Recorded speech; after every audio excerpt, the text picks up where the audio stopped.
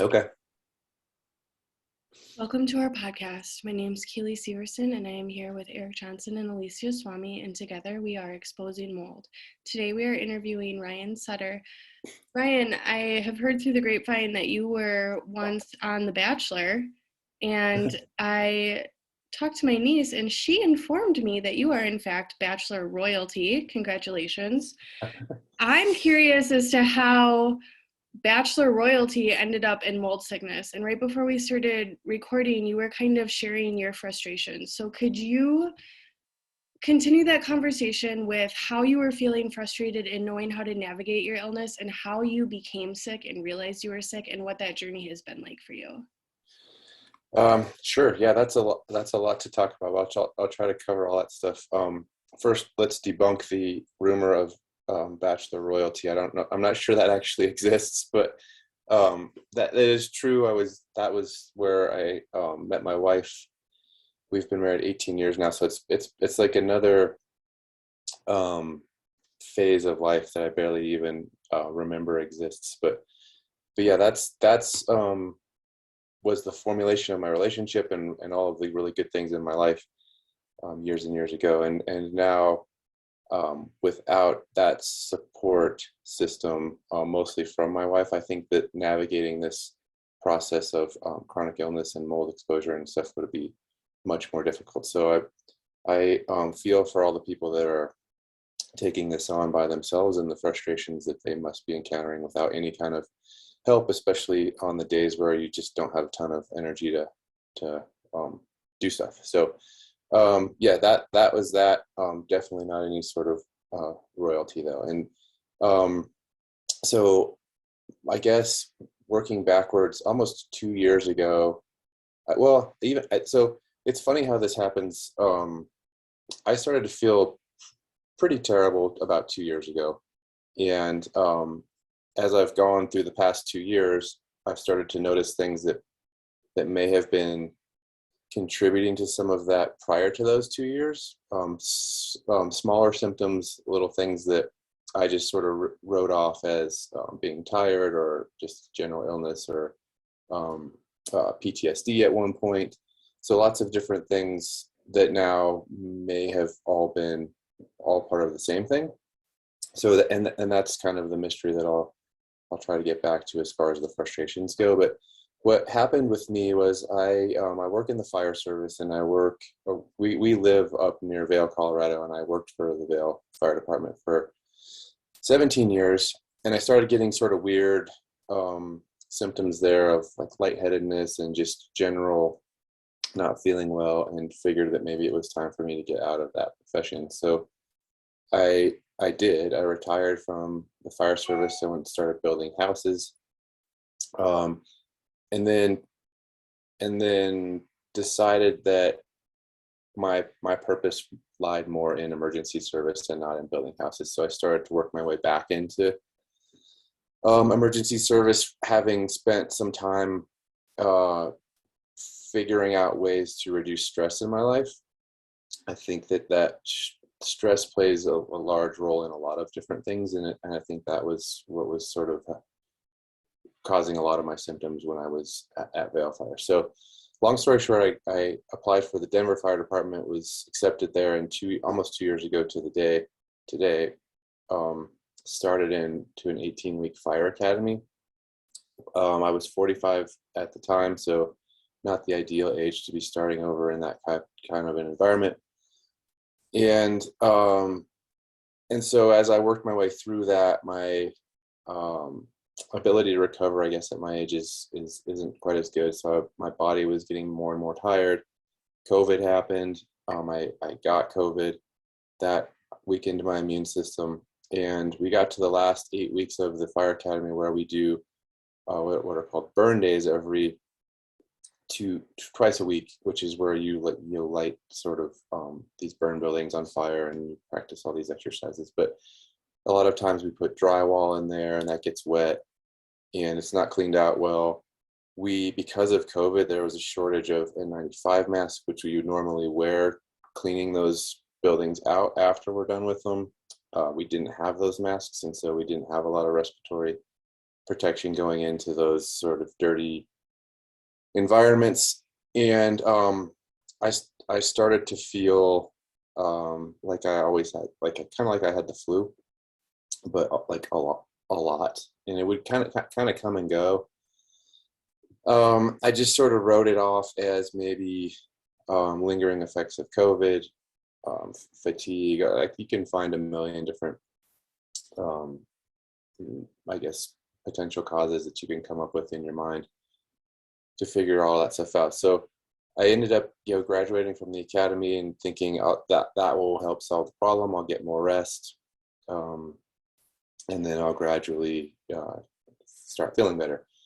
That didn't happen. So I started working my normal schedule. I was on what's called probation for your first year, which is just sort of like your first year of the fire service. It's a little more difficult than subsequent years because you're responsible for a lot more. So I wasn't getting necessarily the rest that I thought I would get, but I was getting more rest, but I wasn't feeling any better. So finally I went to the doctor, did some general blood tests, came back with a pretty high ANA titer. I think it was 1280. And that was really the only marker that showed up that was saying like there's some sort of maybe autoimmune thing happening here. So that led me to a rheumatologist who tested me for things like lupus and different autoimmune diseases, and it didn't come up. None of that came up positive. Lyme did not come up positive on the Western blot test.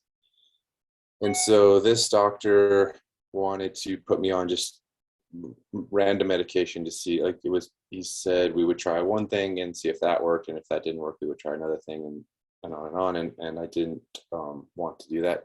I don't like to take aspirin, and I didn't want to just start taking medications as some sort of exploratory type of treatment. And so I started looking into other doctors, and found a functional medical doctor out in Boulder, Dr. Jill Carnahan, who I spoke to several times. I did more blood tests. I've never taken so many blood tests. And she had me take the Igenix test, which showed some Lyme disease. And then I also came back positive for mold exposure, which made a ton of sense, because in those burned buildings, that's wet drywall just gets moldy, kind of quick. There's not a lot of circulation, and it's bad. So I was in those environments, started to see some light at the end of the tunnel, as far as, oh, well, maybe I have Lyme and mold exposure, and this is going to be something that I can find a path towards wellness. And I think, we went on some, and I'm terrible at remembering all of the different supplements that I took and things like that, but they were geared towards removing toxins from my body, getting rid of the mold stuff, and then trying to tackle the Lyme and other things like that. Where I sit right now is I have been to, obviously, traditional Western medical doctors. I've been to functional medical doctors, and I don't necessarily trust any of them anymore. So I was on so many supplements, like probably $10,000 a year's worth of supplements. So somewhere between $500 to $700 a month on these different supplements, herbal supplements and vitamins and all that sort of stuff. It's really difficult to take those, like find the schedule to take those. And I did everything that I could to do it. Did it for several months, and was getting really no relief from it, other than just being worried about taking all of these supplements and spending a ton of money that I didn't really want to be spending. So I stopped taking them. I was like, I'm just going to see what happens if I stop taking them. And really nothing happened. I didn't feel any worse. I didn't necessarily feel any better, but I started to have doubts, basically, as to what the motivation was behind all of this stuff, because you hear so many different stories about people that are able to get over, especially the Lyme part of it. People are able to get over it. People are never able to get over it. This is something you live with for the rest of your life. This isn't something that you live with for the rest of your life. You're supposed to feel worse before you get better, all this sort of stuff. wasn't making a ton of sense to me, and I wasn't seeing really any benefit from this battery of things that I was doing. The excuse was always, well, it could take years and years, and I'm like, well, that doesn't make sense to me. I don't understand why it has to take years and years to get this. Like, it just wasn't working with me psychologically, and so I started doing things that were working, like detoxifying in a infrared sauna several times a week, and those types of things that I had tried that were working, I kept those in my regimen. I still keep those in my regimen. There were certain deficiencies that showed up in my blood work, like B vitamins and D vitamins, and so I started spending more time outside, which I used to do all the time. And then this sort of ironically, when you're not feeling well, you tend to not go outside as often, and I think that compounds the issue sometimes. At least for me, there's just a lot of inherent healing that happens in the wilderness and in nature. And I used to spend a ton of time there, and suddenly I wasn't spending much time at all there. And so I changed those types of things. I do take a multivitamin, and I take some L-glutamine stuff to help strengthen my, specifically help strengthen my immune system. But I'm not taking a lot of herbs or things that are supposed to target different bacteria or molds or that sort of stuff. The mold stuff has actually gotten quite a bit better from, we had our house tested, and my house is clear. I don't spend any time in those sort of moldy training environments anymore. And the detoxifying stuff I do when I get off of work. We work 24-hour shifts, and so when I get home, I'll do at least a day or two of those of a sauna, and sometimes I'll take binders and that kind of stuff to get that stuff out of my system. But that's kind of where I'm at now. I don't feel 100% better, but I feel considerably better than I did 2 years ago, and continue to talk to. That's kind of why I like talking to people like you guys who have firsthand experience in this stuff, and can kind of share your experiences, what's worked for you, what hasn't worked for you. I also get kind of I've gotten a little bit jaded to that too, because especially through social media, every time I do a post on I'm feeling better, I'm not feeling better, whatever, I get a battery of like, oh, you must have this disease, or you're pretty much positive you have this, and it's never good news. It's always like, oh, this has definitely gone to your brain, and like all sorts of stuff where you're like, wait, what? I don't necessarily need to hear that. I think there's a level of hypochondria that happens when you start getting told what you have, what you don't have, when you're starting to feel better, and then someone's telling you like you're never going to actually feel better completely, and all that kind of stuff is really hard to decipher and stay positive in that kind of environment. So that's kind of where I'm at now, just trying to take sort of a patience approach to this. I get a lot more sleep. I pay a lot of attention to my nutrition now. I try to stay out of moldy environments as best you can, but I think there's only so much you can do in regard to that stuff. Like you have like I was alluding to with getting outside, like you still have to live your life and be active, and I think you have to keep moving, otherwise this stuff just seems to get worse and worse. The times when I was more stationary were the worst times, and I just feel like for me, I don't know, and this is another thing I think I found, is that these experiences are completely different for everyone.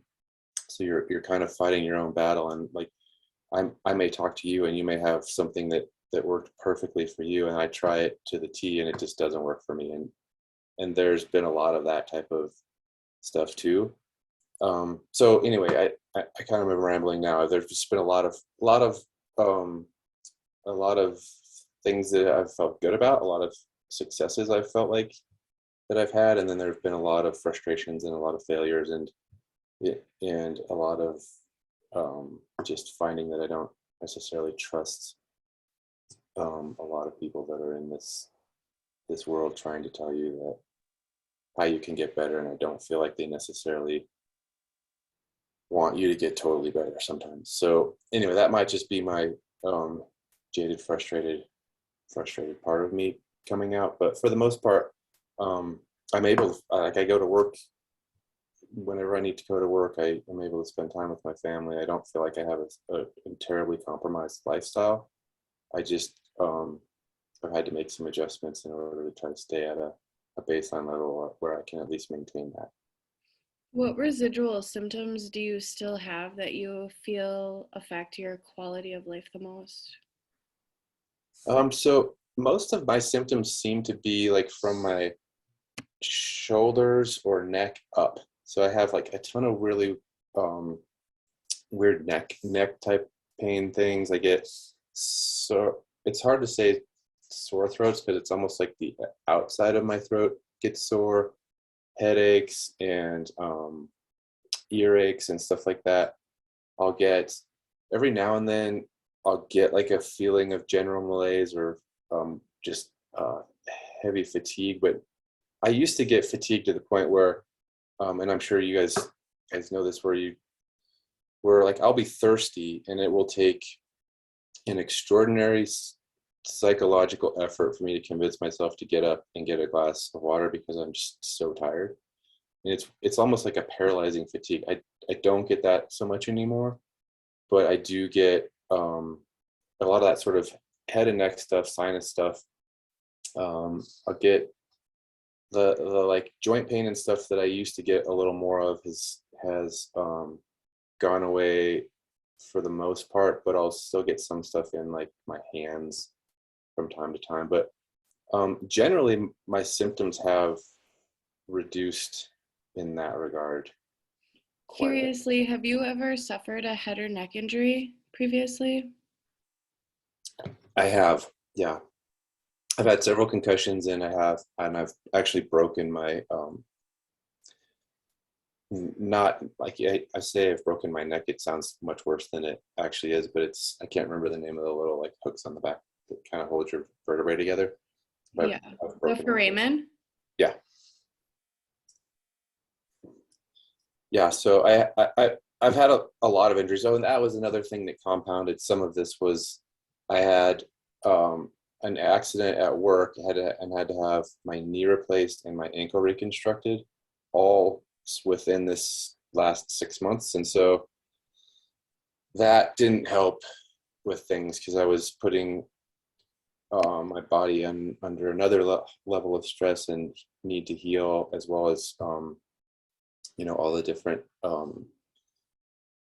like narcotics that you had to take to go through that surgical process and stuff. Were more things that I had to try to detox out of my system when it was appropriate. So it's just been kind of a rough 2 years as far as that goes. It's just, and some of it's just been like the academy was not necessarily something that you would think of as rough, but it just was exhausting, and that contributed to a lot of things. And then getting injured and having to have 2 major surgeries didn't help the process of trying to get better. And then just trying to find, and then the battles that everybody fights, trying to find someone they trust that can guide them through this process, and being able to afford that, because obviously none of this stuff is covered by insurance usually, and so it's just been that battle of trial and error and trying to stay healthy long enough to make gains in the process.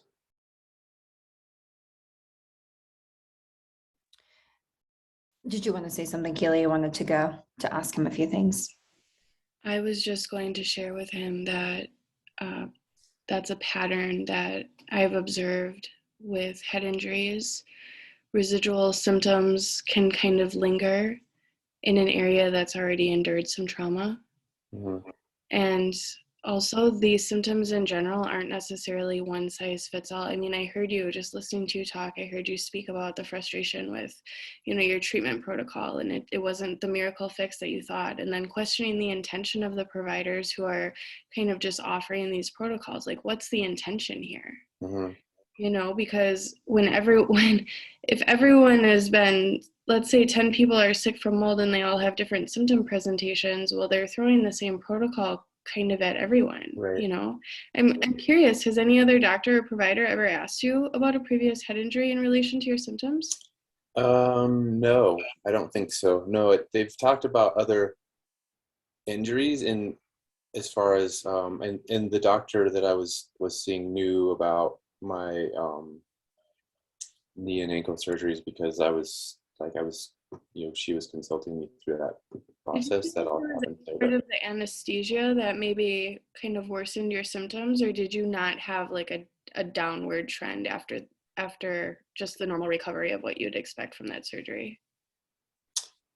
Um, I had a downward trend for sure. Some of it was, but so initially I actually felt good after the surgeries, and I don't know if that was if that had anything to do with the medications or like antibiotics or anything like that that I was taking during that process, or if it was just because I was getting rest or something. I felt initially I felt pretty good for the first probably week or two after the surgeries, and then that's when things started to kind of come back. Um, as I was able to get a little bit more activity in my life, that's when stuff started to kind of um, trigger back in.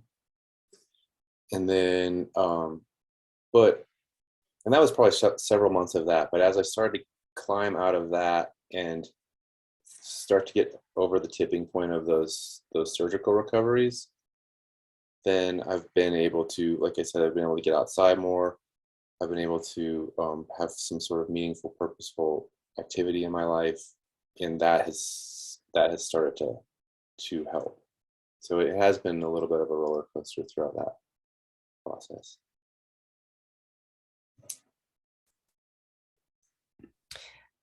I wanted to ask you, Ryan, thank you so much for joining us today. And, you know, everything that you just described is exactly why we created Exposing Molds, because of the amount of scamming that just happens within this realm. And I feel like everyone nowadays is a mold expert. Everyone is telling you this and that, and everyone knows everything these days, but yet everyone is still sick. Yeah. It makes no sense to me. And so that's why we basically started Exposing Mold, because I mean, I went through my exposure. I had Stachybotrys in my house. I'm currently going through another exposure, Stachybotrys, in my brand new apartment that I'm now displaced in a hotel. And it's just been hell. And, you know, it made me so angry to see myself go through provider, functional doctor, mold doctor, and I was never getting better. And when you're so sick, you're desperate, right? Like what you said, you find something that someone recommends and you follow it to a T, and it doesn't work. And this led me to Eric, who has been trained in the Army and actually puts a biological warfare nerve agent type of training to mold exposure. And as we know, with a lot of experts that we have talked to, you know, chronic Lyme is synonymous with continued mold exposure. Yeah. And mold exposure is more than just testing your house and being free and clear of it. There's a lot of nuances in it, and that's where Eric's training and expertise has helped a lot of people. Has helped me, has helped Keely as well. And so I'd love to, you know, have Eric break that down for you, because it's not something that costs a lot of money. It's literally things that you do. It's just strategies. That's it. And what I was really curious about as you were explaining your mold exposure in the firehouse that you were working for, did you notice any other people that were getting sick like you with mold exposure at the same time, or at maybe other times, or maybe people complaining about strange illnesses or cancers or anything like that? We did have a couple of people. One guy that I continued to talk with who had similar type issues. They his path took him through like I think they were looking into thyroid type issues and lots of different things like that. So we've been in contact with each other, trying to, so when I'll talk to a doctor or talk to you guys or whatever, or get some sort of information that may be useful, we stay in communication. He's similar in age and lifestyle to me. we, it was so hard because it was such a weird time to go through something like this, because we did have this pandemic that went through everybody. And so and you know, it's still kind of that like way now, like every time you feel like you get sick, it's like gotta be COVID, or you have to go get tested for COVID, or like everything seems to come back to that. So you're not necessarily looking at other options. But we did have, I would say, I know at least me and this other gentleman, and then probably a couple other people got sick. I think a few of them have moved on, others haven't. But it's been remarkable how many people have come out once I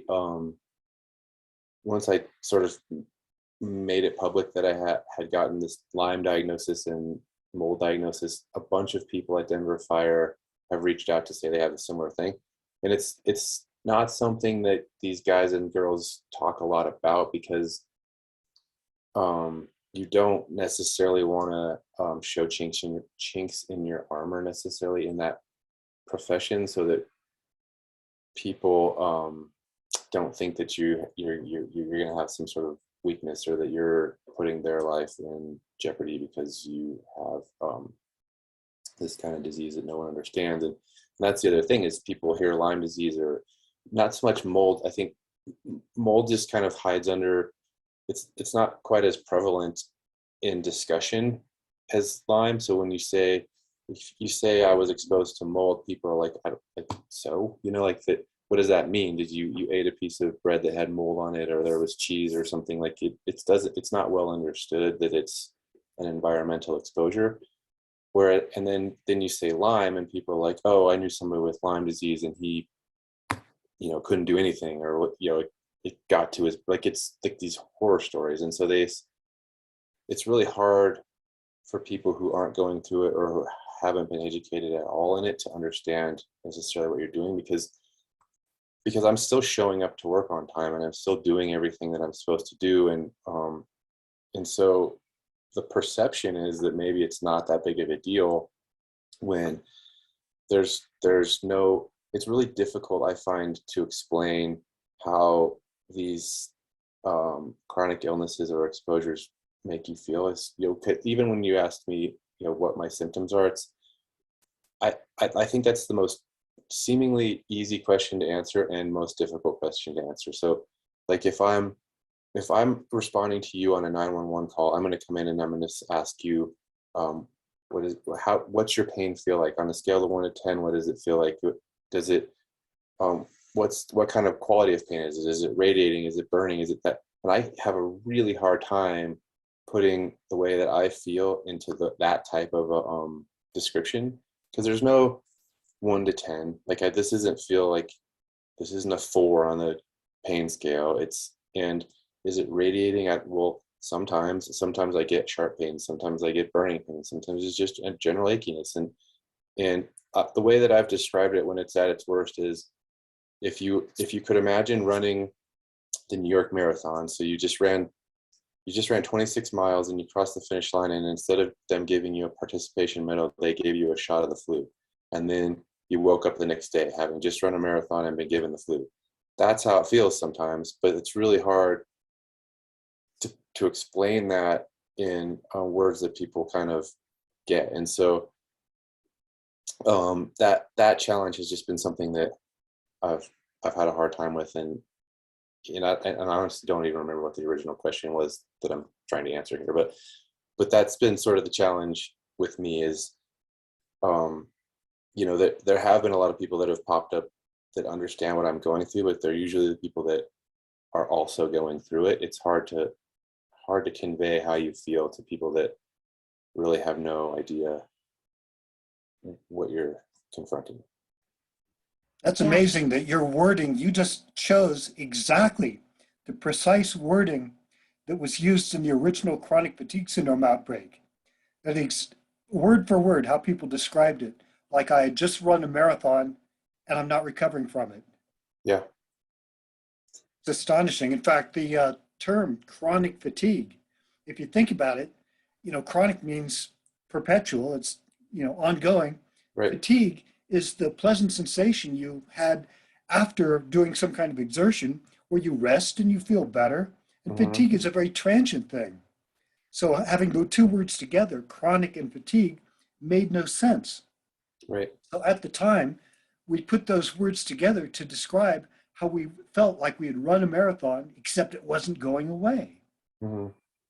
Over time, the medical professions actually altered the meaning of the words so that now chronic fatigue just means perpetual tiredness. And that's not what it used to mean. Yeah. They sucked the meaning right out of the words just to have it fit their paradigm. But just as you say, in the original outbreak at Lake Tahoe that drew the Center for Disease Control's attention to this phenomenon, I noticed a weird kind of academic insanity, just as you say, where doctors defined treatment, they defined the disease by whatever pill they could push at you that seemed to make a difference in it. They plied everybody with supplements and vitamins and antivirals and antibiotics and treatments of all kind. And that was their filter. That is how they interpret the disease with no systematic effort to try to figure out what the heck it was. It was amazing. People by the hundreds are going to doctor, trying out every vitamin, every probiotic. People wound up with shopping bags full of vitamins. That you could diagnose somebody with chronic fatigue syndrome just by opening up their kitchen cabinet and looking for the bags of vitamins. Right. And it was absolutely insane, and none of it was working. I mean, an entire town full of people, all running to different doctors, all paying thousands and thousands of dollars for these therapies that aren't working. And in the middle of all this, some of us discovered that if we got out of town, got out to the desert, we started to recover in a miraculous way that was so astounding that when we did recover, we would report this to doctors, and they would say, great, that must have been some kind of fluke, or your reduced stress, or I guess those vitamins must have worked. We go, no, actually, we just got out of town. That's all it was. Yeah. And there seemed to be some kind of exposure back in civilization, back in town, that prevented us from recovery. So armed with that knowledge, you can look around at who recovers and who does not. And it was plain to see that the people who failed to recover were ones in sick buildings. A clear pattern. The clusters of sick people were all in sick buildings. Not all buildings were sick. So when the flu went through and people recovered and they weren't in a sick building, it seemed like, well, you can't blame the flu because it went away, except when somebody was in a sick building. So let's apply a little systematic analysis to this thing here. What is in those buildings? Yeah. And there's many chemicals and VOCs, microbes, all kinds of stuff in a building that you can find which might possibly be implicated in this. But if you look at them long enough, a clear pattern of toxic mold showed up, Stachybotrys. I mean, you could have one set of chemicals in one building, carpet fumes in another, copy machine toner in another. People are complaining about all these different chemicals, but the common denominator was this toxic mold. So my proposal to doctors was that we attach a little more importance to this mold, which loves to grow on sheetrock, that sheetrock that you're using when you're burning down those buildings where you wet this stuff down. Yeah. And really, it didn't take long to find other clusters, other people diagnosed elsewhere with the mystery illness. And it was the same thing. It was something in sick buildings. And when they applied a little bit of research to the topic, the common denominator was this toxic mold. So ever since then, I've seen the same pattern where doctors apply this philosophy of defining their cures or defining what the illness is by whatever supplement or whatever treatment seems to make a dent in it, and attaching no importance at all to whatever that darn mold is in the sheetrock. And it looks like you got caught up with that too. Have you been following Shemaine Nugent, Ted Nugent's wife? You know, the rocker, Ted Nugent? I know Ted Nugent. No, I have not been following his wife, no. Yeah, she just released a documentary, Killer House, where Ted Nugent, Shemaine, their son Rocco, the entire family got sick from a fairly new house, and it was this toxic mold. Yeah. And it shows, I mean, she was a health expert. That's been her entire career, is dedicated to teaching others how to be healthy. And here this mold comes along and just takes out her entire family. They lost everything. They had to bulldoze the house. Ted lost a lot of his memorabilia, you know, his old guitar stuff. Yeah. Oh. And this is such a clear example of how this mold completely overwhelms our natural defenses. It doesn't matter how healthy you try to be, how many supplements you take. This stuff is bad, and it will just take you down. Right. So the question is, how much of it does it take to be a driving force in your illness? Yeah. Not much. Unfortunately, yeah. Yeah, microscopic amounts. We find that once we've been sensitized to this stuff, that just the amount of toxic mold that's brought back on our clothing from walking into a sick building, or on possessions that we took with us when we moved, or even new things that happen to be manufactured in a moldy building, are enough to keep that droning low-level sensation of not being able to recover. That just stays with us. Yeah. It takes, and that's why Lisa brought up the biological warfare aspect, because in the military I was trained that minute amounts of certain biological weapons were capable of doing this. And my training kicked in, and all I had to do was make that mental association that microscopic amounts could affect me this way, and go through a process of strategic avoidance, decontamination, and I was able to make a fantastic improvement that, like I say, was so astounding that doctors dismiss it because this wasn't in the purview of their supplements and vitamins. Yeah. Yeah, that's fascinating to me. I think, and that's a question that maybe has been in the back of my mind, and that you guys can help answer, is, to me, I feel like the bigger issue with me is not the Lyme or any kind of potential long COVID or any viral or bacterial load. It's more an exposure load, like what you're talking about, where it's mold, or, you know, because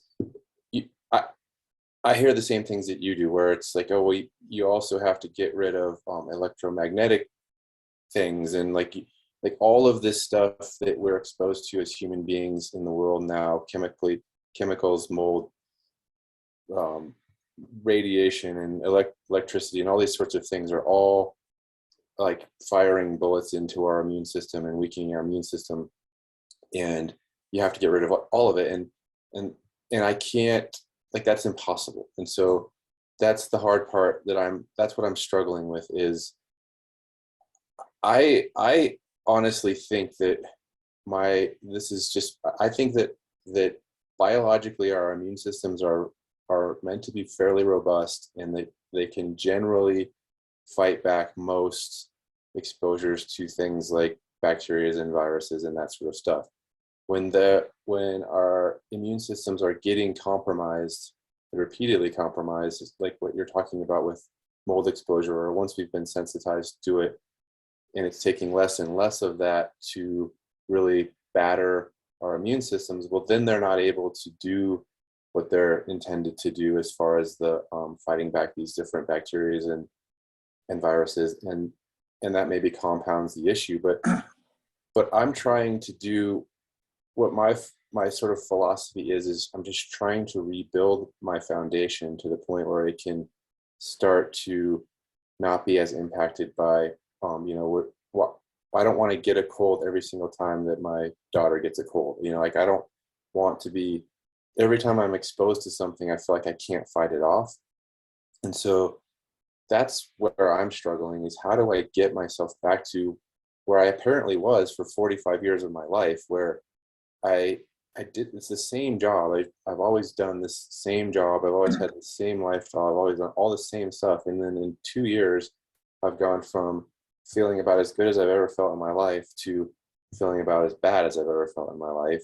And it doesn't make sense that something would happen that quickly without it being like some sort of like an acute type of exposure that started a spiraling effect. And so that's where I'm at now. And I'm just trying to figure out, and I know will probably never get, I can't reverse the aging process. I can't go back to that exactly, but I would like to get to the point where I can build my foundation back up to the point where it's at least got a chance, and that's kind of where I'm at now, and where I'm hoping I can start to find some direction where things like altering my diet have helped, or detoxifying on a regular basis seems to help. And like I said, getting outside and getting into the wilderness in places where I feel healthier has helped. But is that stuff truly helping? Is it, or is that just sort of psychological, or is, like, what's going on with me? And that's the struggle that I'm having.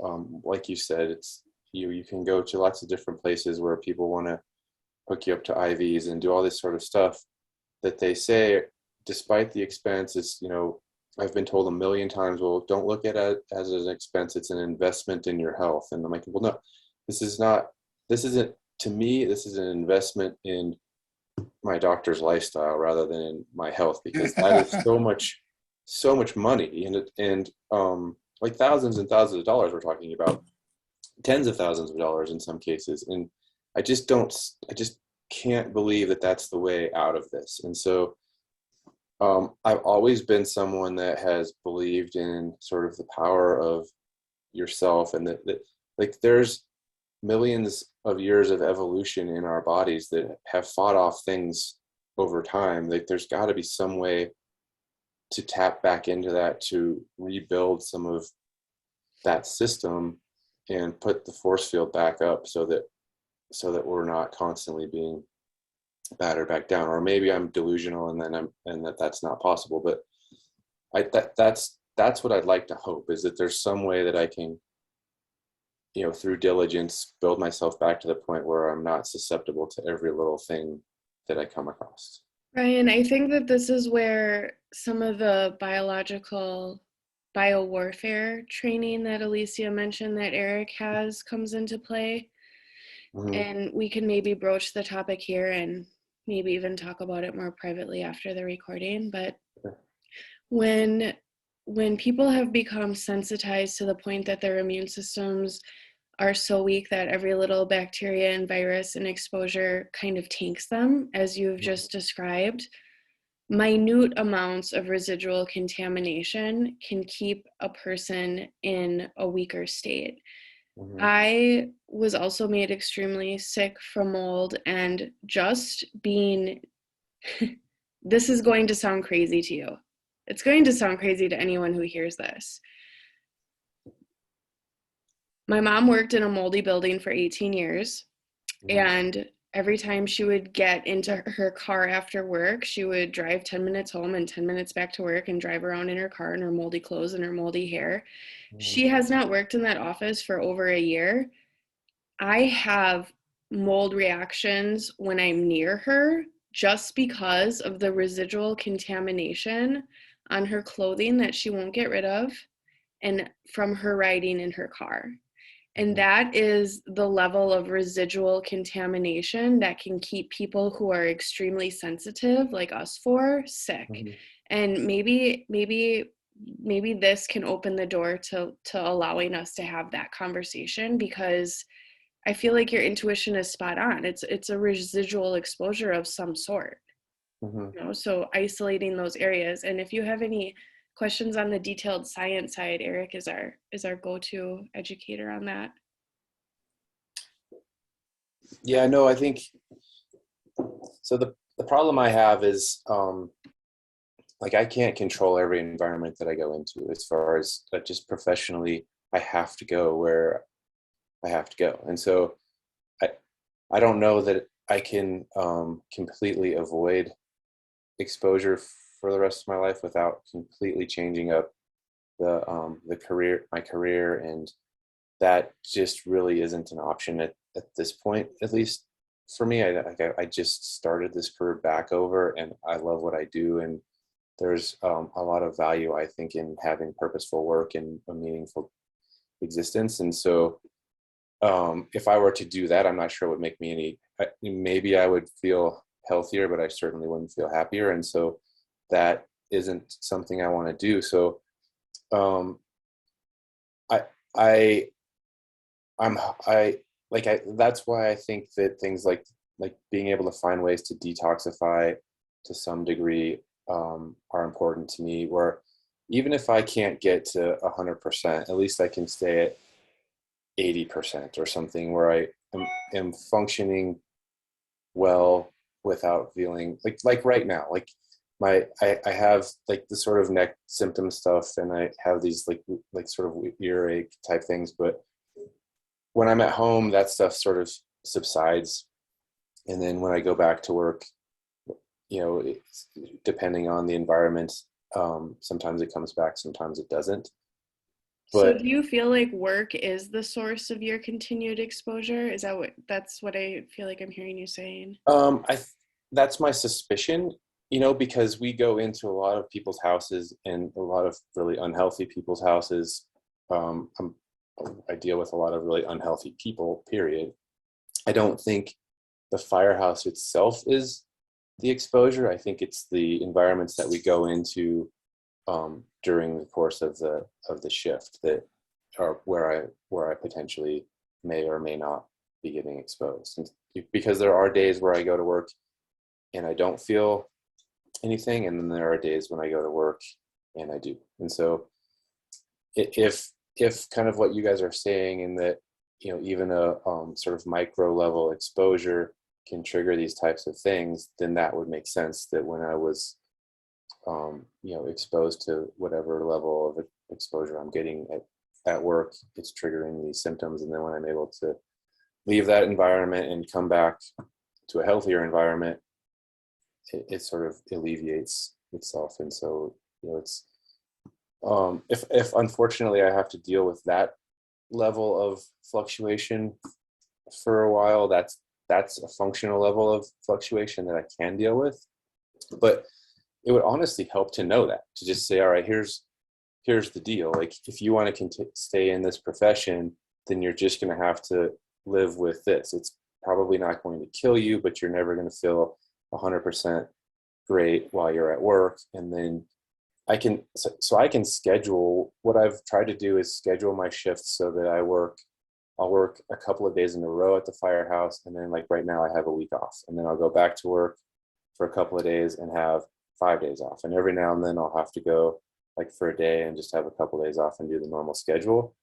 But I've been able to structure my work schedule so I can go for a condensed amount of time and then get a longer amount of time off.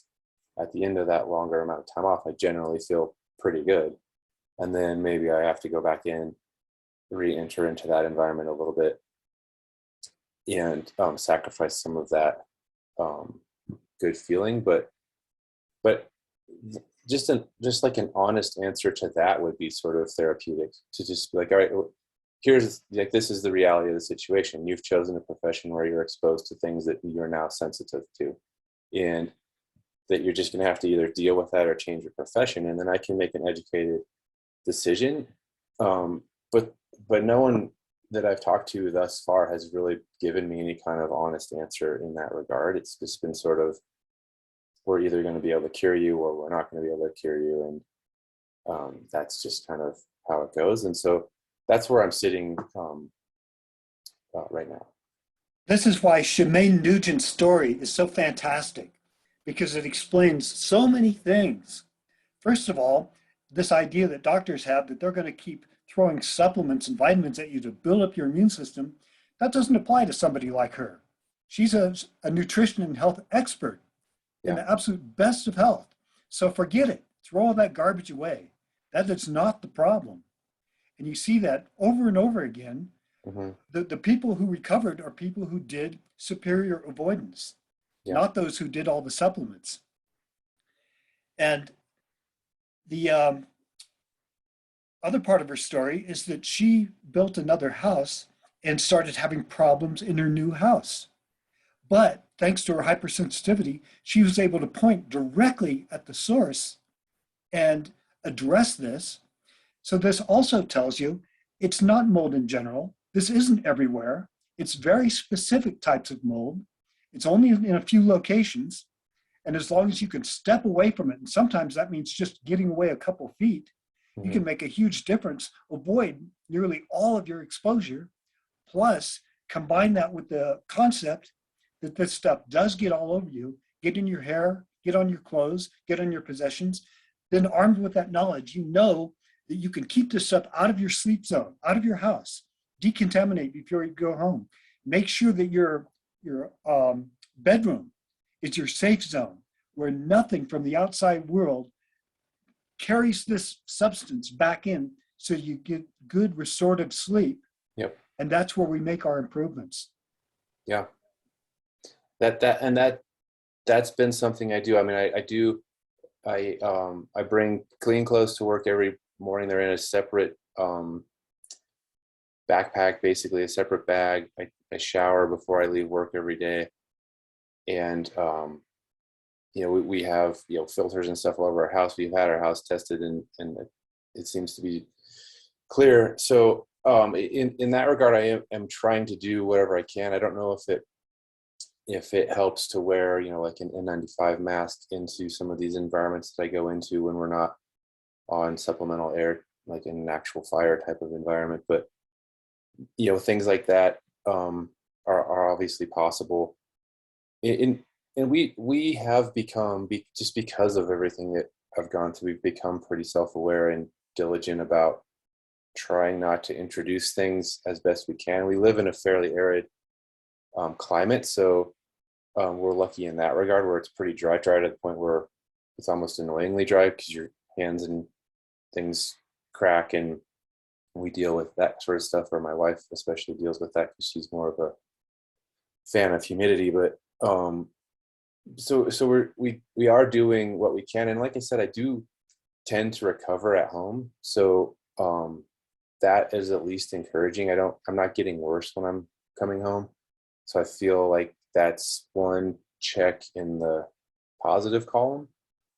I'm just looking to check as many of those boxes in that column as possible, just to try to stay as well off as possible as I can. Well, I was fortunate because I had an entire town that was exposed to biotoxins, probably from an algal bloom. The harmful algal blooms that have been emanating from lakes and throwing out some kind of nasty substance that makes people sick. And the supplements were so incredibly useless that I didn't waste my time on them. Mm-hmm. I mean, my treatment is beer and tacos. Yeah. Avoidance. That's what makes the difference for me. And what is this stuff? Why is there no effort on the part of doctors to really try to hone in on whatever this is, figure it out, so that we're making educated decisions? Well, Dr. Shoemaker actually did so. His first book addressing the subject, Desperation Medicine, is a fantastic primer for this effect.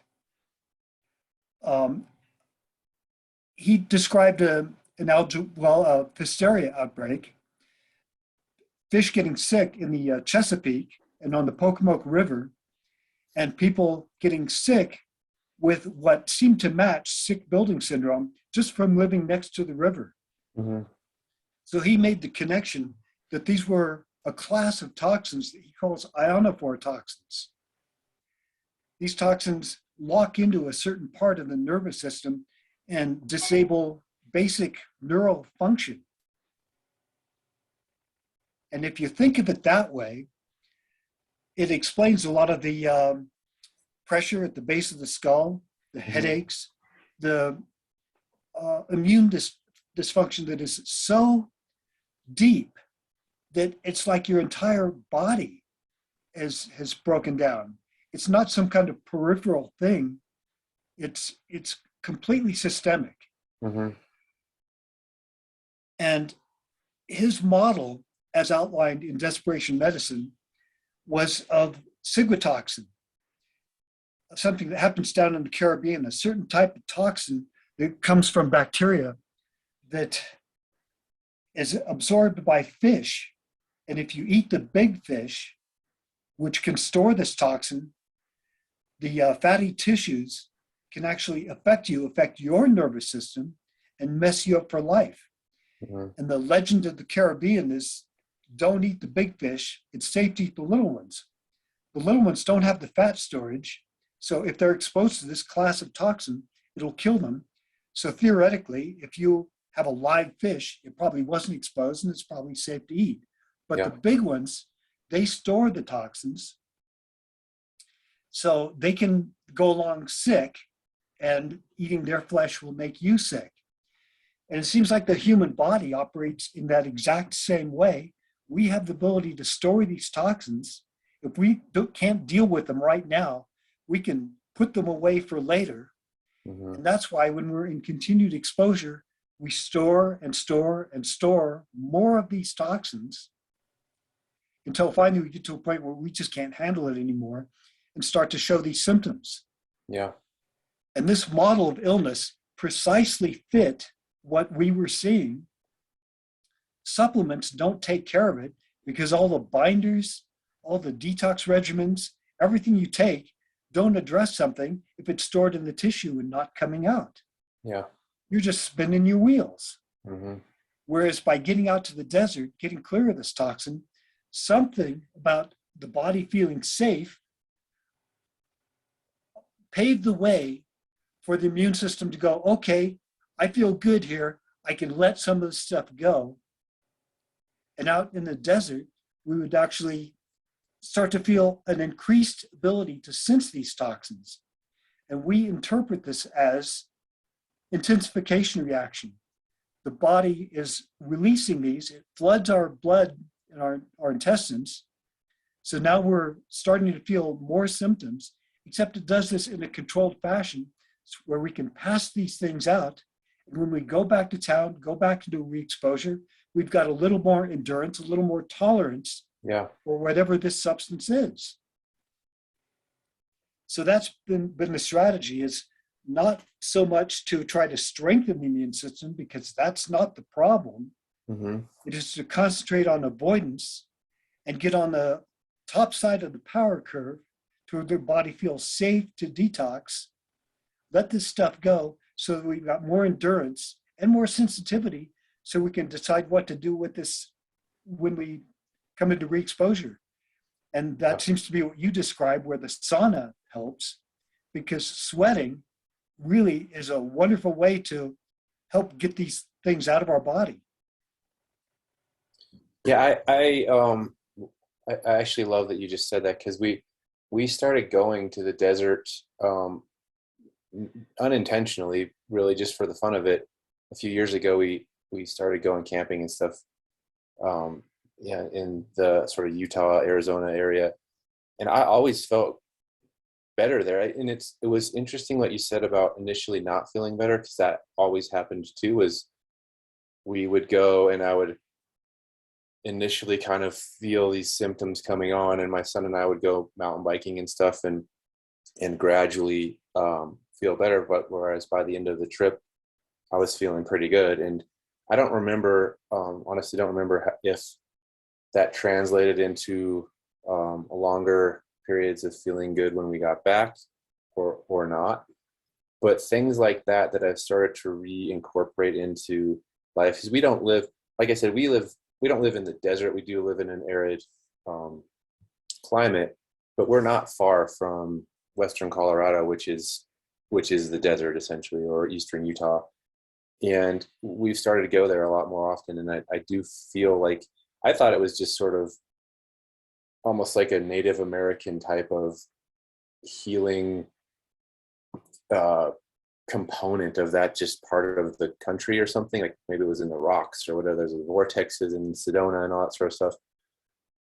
For whatever reason, I always just felt really good in the desert.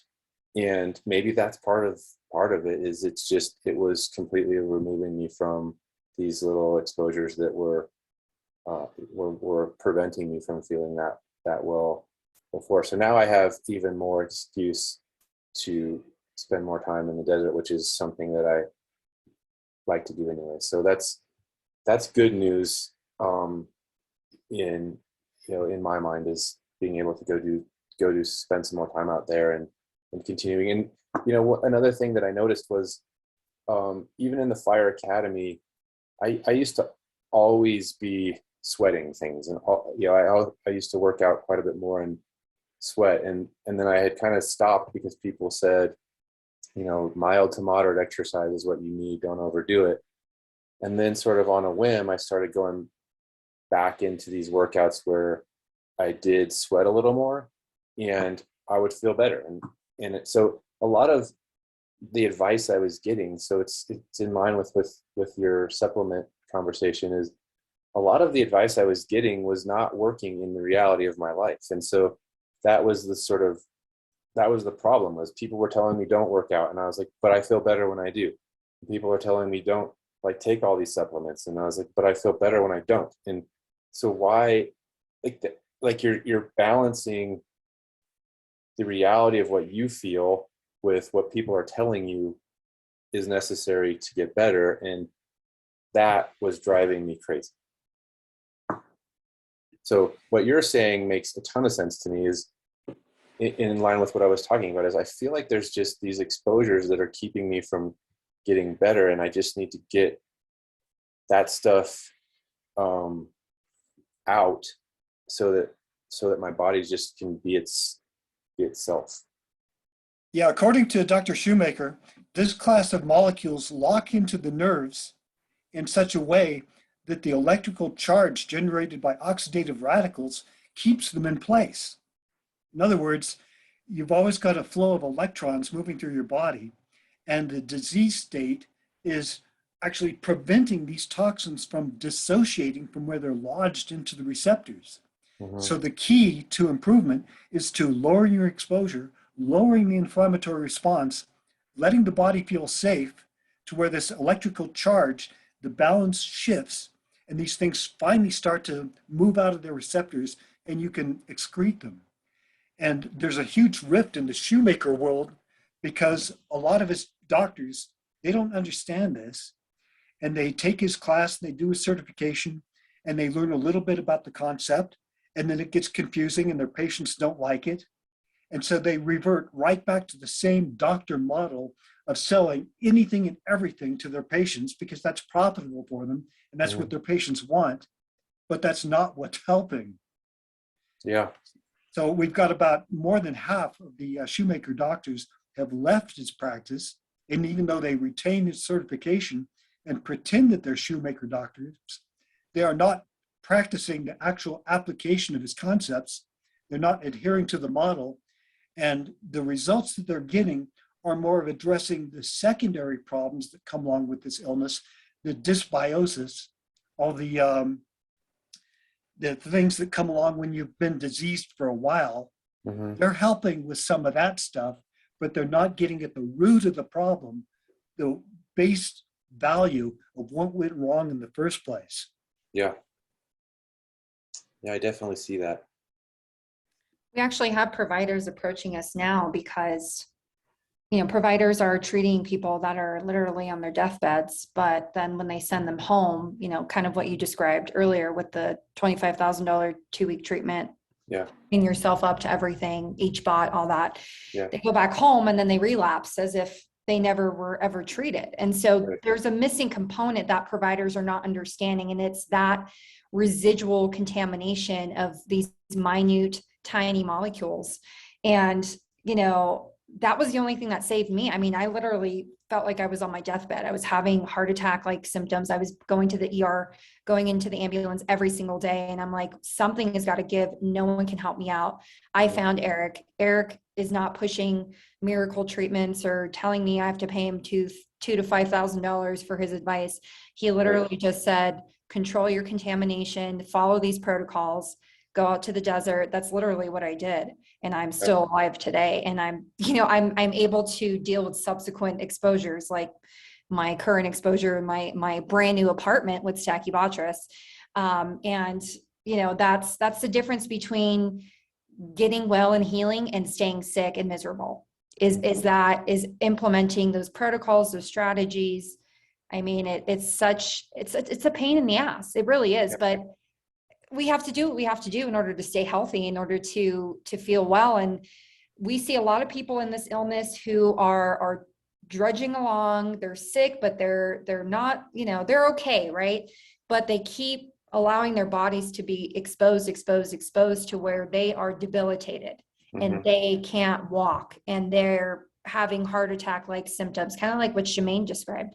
She was having these symptoms as well. And it's like, you have to do these extreme things in order to get yourself back on the power curve. And Eric was able to do these things within 6 months. He was okay.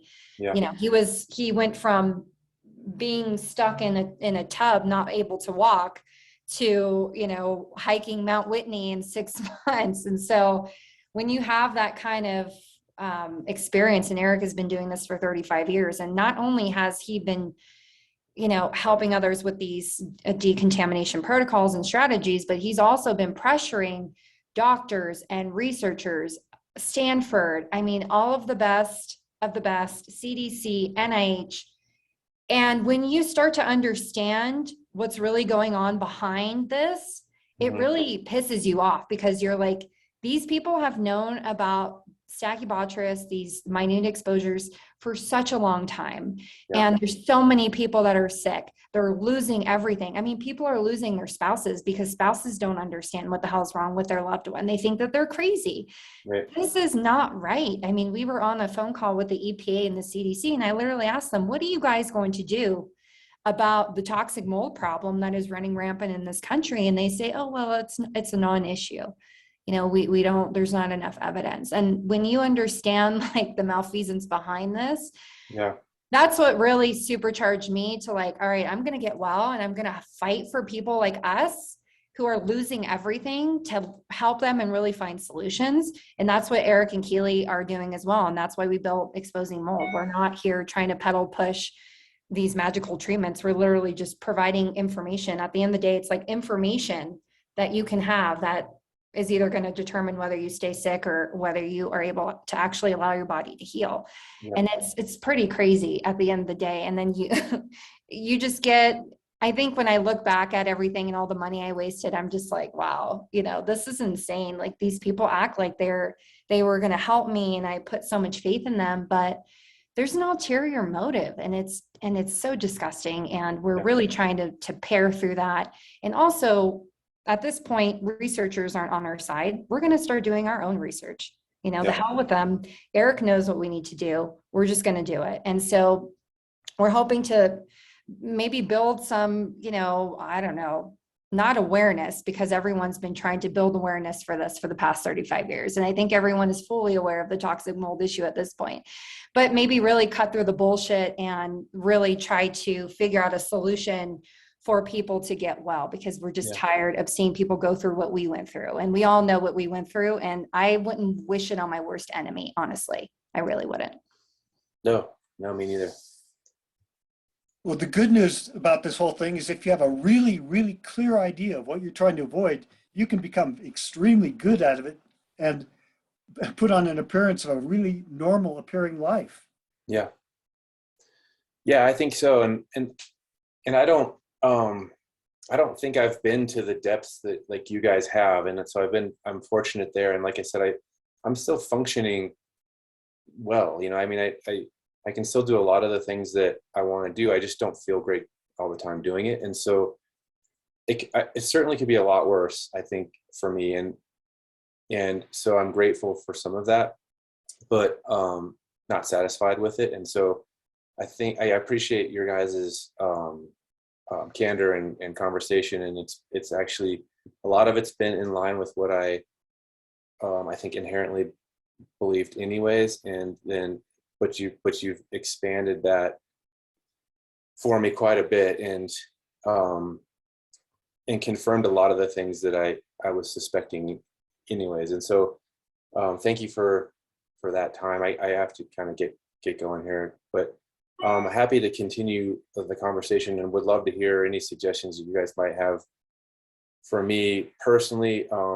One, just dealing with my own health, and then also I struggle sometimes with a lot of people reach out to me for advice, and I don't know exactly what to say, because like we've alluded to, everybody's kind of got a different experience through all of this. I would love to be able to provide some kind of general advice. I think, like Eric, what you're saying makes a lot of sense to me, is if you're in an environment that's making you sick, get out of it. Go find ways to escape for a little while, see if that alleviates some of your symptoms and makes you feel a little bit better. I think there's a lot of ancillary benefit to just getting out and going to new places anyways. But if you guys have any kind of just general advice that I could provide to people, because I get kind of reluctant to say anything, because I don't want to be another person that's causing stress for other people. So there's that. And then anything that you think that might work, especially in the detoxification realm, that I'm not doing now, would be awesome. I was doing hyperbaric oxygen therapy for a while. I kind of stopped doing that. I don't know if it's beneficial or not. I have access to one of those, more of a tent style one, not a hard shell one, but I can reintegrate that type of stuff back into my life. If there's anything like that you guys recommend that helps with any of this stuff, please let me know, because I'm open to everything. I just don't want to waste a lot of time and money on things that aren't going to bear fruit. Well, when I found out that my reactivity was akin to a peanut reactivity, I completely shifted over to what a peanut reactor would do, which is avoid microscopic amounts of peanuts. Yeah. Doctors still have this mental model, well, you got sick because you ate too many peanuts. That doesn't apply to somebody who's hypersensitive. Yeah. So I would say to anybody who feels like they're being really adversely affected by unbelievably small amounts of the substance, to think of it like a peanut reactivity, and don't listen to doctors who say you just need to build up your immune system and eat fewer peanut butter sandwiches. Yeah, makes sense. Okay, Ryan, thank you so much for joining us today. I know you want to pop off. We'll provide you those resources via email. We can stay in contact that way. If you want to refer people to our page, we're exposingmold.com. Okay. We offer consultations. We have an extremely low cost educational group. It's like $20 a month. People can come on and we basically provide education. We're building actually curriculum for providers right now. We've had several providers reach out to us asking for that missing link.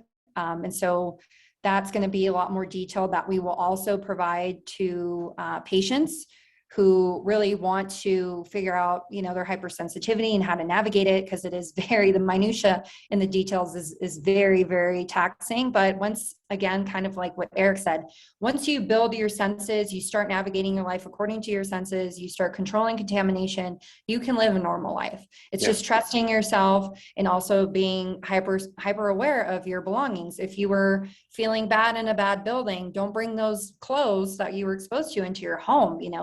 Right. Clean those clothes right away when you get home, or take them off, or have a separate group of clothes for your inside of the house and clothes for outside. I know it sounds really crazy, but this is what you have to do in order to just allow the body to calm down so you can climb the power curve and feel better and feel normal. And that's all. It's so simple. It's so simple. It's not IV vitamin C. It's not, you know, a $25,000 treatment that when you go back to your moldy home, it's just going to go down the drain. You know, it's just, it's a simple bit of information that people can just apply to their life. And so we offer that at exposingmold.com. And if, again, if anyone, if I don't know if you are open to people reaching out to you, if not, you don't have to plug in your information, but feel free to do so now. Yeah, I'm happy to share that information. So I'll definitely, I'll say, what's the best way to do? Actually, probably the best way for people to reach me, which is not actually the best way for people to reach me, is just through direct messaging, because then I don't get inundated with emails that I'm going to miss or text messages that I'm going to miss. But I don't check that nearly as often, but I do check it. So that's probably the best way. So. Okay. And then I'll send you, it looks like, I'll send you my address and get you that sort of stuff too. So, and then I'm always, when I send you that email, you'll have my email, and then you can always reach out to me if there's anything else that I can do to help out. Yeah. And vice versa. If you have any questions, you know, for anything, if whatever it is, just reach out. And again, at the end of the day, like we just became a nonprofit because we really want to do our best to help people. And if you have any questions, concerns, you know, hey, I feel bad here, what should I do? You know, like reach out. We're an open book. And Eric has been our teacher. He's been amazing. Has 35 years skin in the game in this entire paradigm. So He understands it well. And if anything, even if it's just reaching out to receive some validation, like, you know, I'm still navigating this too as a hypersensitive, and even just hearing from Eric or Keely, you know, getting their validation, like, oh, I'm feeling this way. It's just nice. It's nice to kind of have your intuition validated, kind of like what you said earlier, because everything everyone was telling you didn't make sense. And now you're kind of gearing towards a path where what you feel is actually right.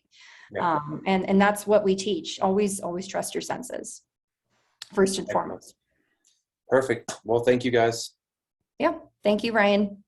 Yep. And take care. Have a good rest of the week. You too. Bye-bye. See ya. Oh, keep recording, Keely, because I'm going to record the outro. Okay. Thank you, everyone, for joining us today. We had Bachelor Royalty on today, Ryan Sutter, although he doesn't feel he is Bachelor Royalty. He's just a wonderful guy and an incredible human being who is a firefighter and doing his best to help people just like we are. We're all in the game of helping, and we're so grateful for him for sharing his story and just, if anything, validating what he always felt was right all along. It's crazy how going through this illness, our minds are so crowded with experts' opinions and what people are telling us, and we never really trust ourselves and go with our gut feeling. And at the end of the day, in this illness, that's what should be at the forefront. Trusting your gut, trusting your intuition, trusting your senses, and navigating your environments according to your senses. So again, thank you. Please like, share, comment on our content. Check out our education page at patreon.com/exposingmold. You can also consult with us or consult with Keely if you'd like some herbs to alleviate any symptoms. Also, we have a new sponsor. Thank you, mygotodoc.com. We are so appreciative of you. Again, please check us out on all social media platforms and reach out if you have any questions. Thanks again. We'll see you next time.